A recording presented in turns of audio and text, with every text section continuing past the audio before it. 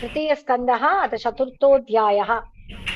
Fourth chapter from Sloka 23. Srishuka uvacha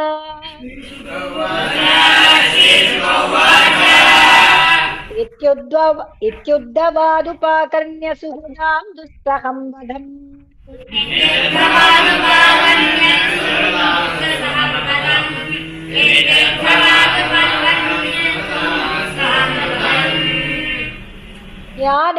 ज्ञानेनाशमयच्छत्ता शोकमुत्पतितं बुधः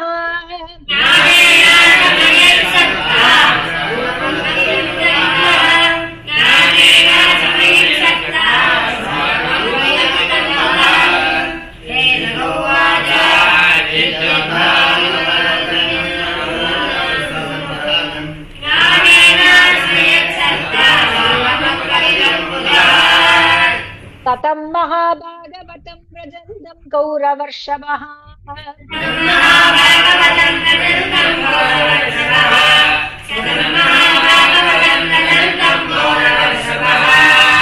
विश्रम्भादप्यदत्तेदं मुख्यं कृष्णपरिग्रहे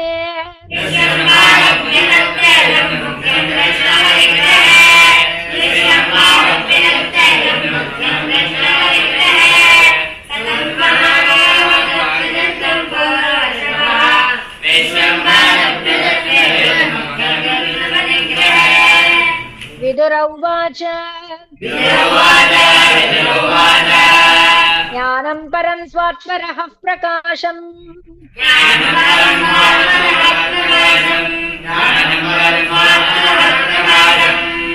यदा ह योगेश्वर ईश्वरस्ते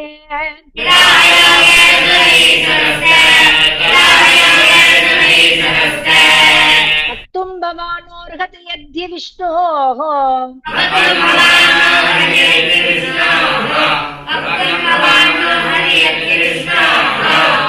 वृत्त्यास्मवृत्त्यार्थे कृतश्चरन्ति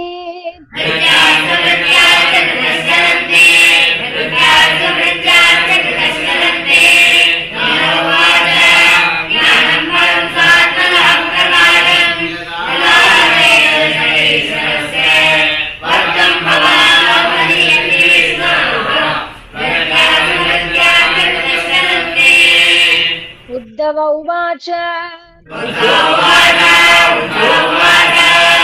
ननु ते तत्त्वसम्राज्ञर्षिः कौशारवोऽन्ति मे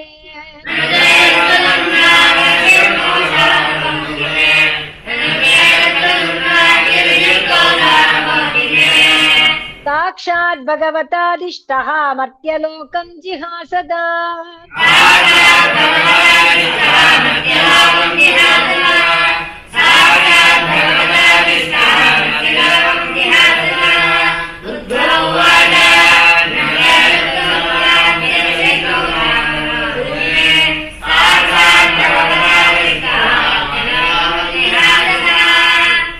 शुक उवाच इति सह विदुरेण विश्वमूर्तेः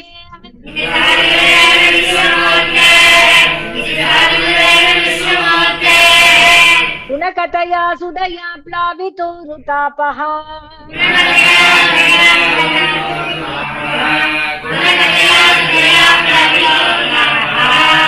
क्षणमिव पुलिने यमस्व सुस्ताम्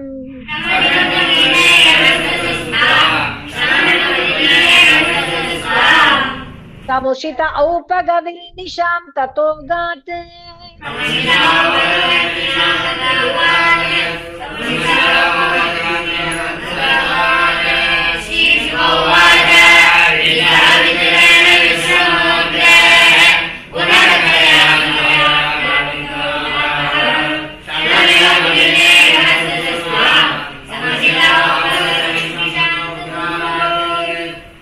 राज उवाच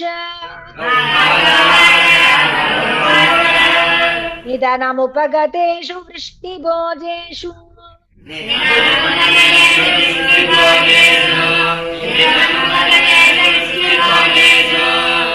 अधिरतयूतपयूतपेषु मुख्यः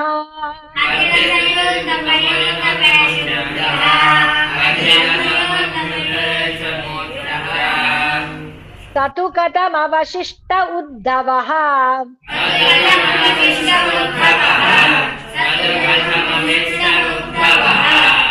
यद् हरिरपि तत्यज आकृतिं त्र्यधीशः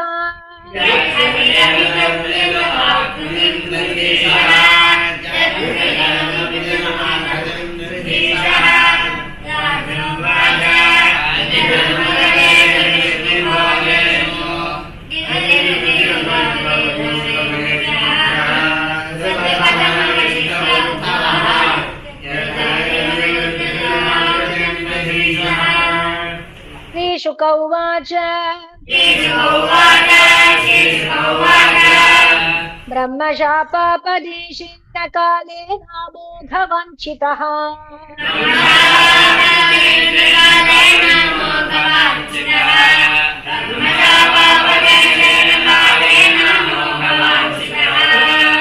संहृत्य स्वकुलं नूनं त्यक्ष्यन् देहमचिन्तयत्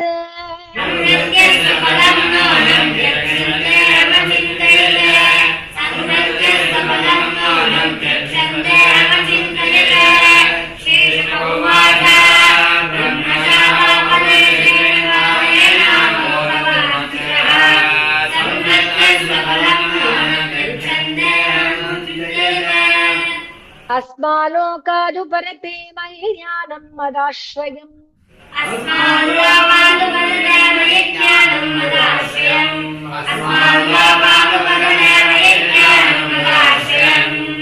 अर्हति उद्धव एवाधा सम्प्रत्यात्मवतां वरः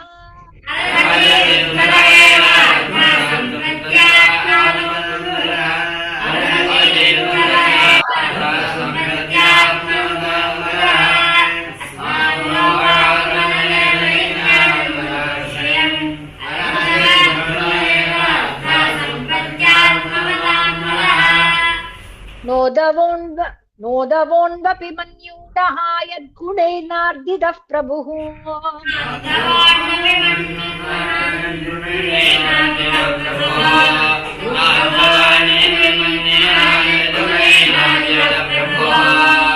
अतो मद्वयुनं लोकं ग्राहयन्निह तिष्ठतु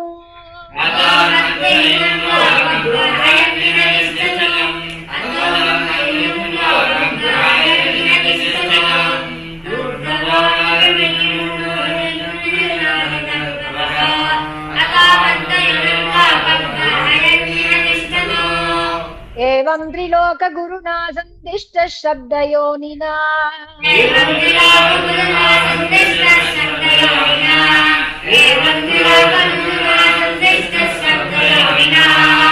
मदर्याश्रममासाद्य हरिमीजे समाधिना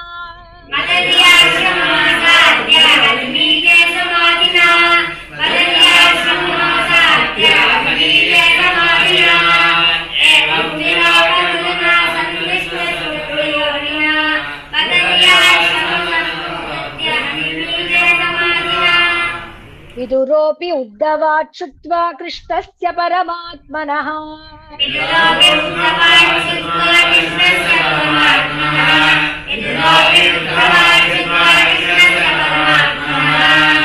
क्रीडयोपात देहस्य कर्माणि श्लाघितानि च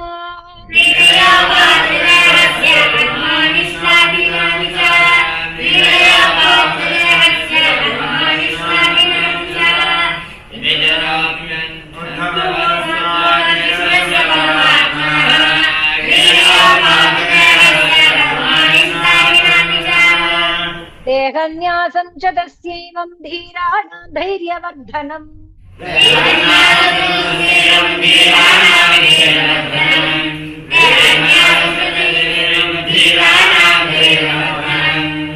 अन्येषां दुष्करतरं पशूनां विक्लवात्मनाम्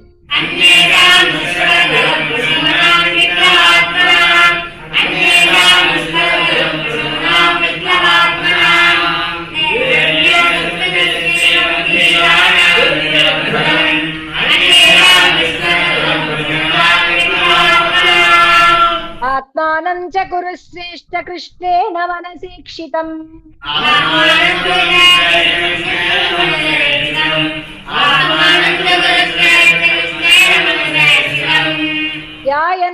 भागवते रुरोध प्रेम विह्वलः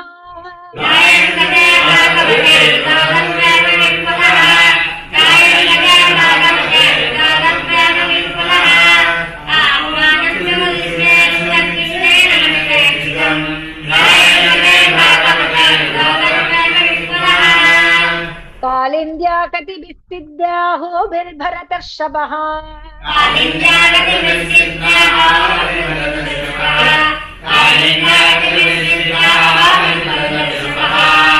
प्रापद्यदस्व सरितं यत्र मित्रासुतो मुनिः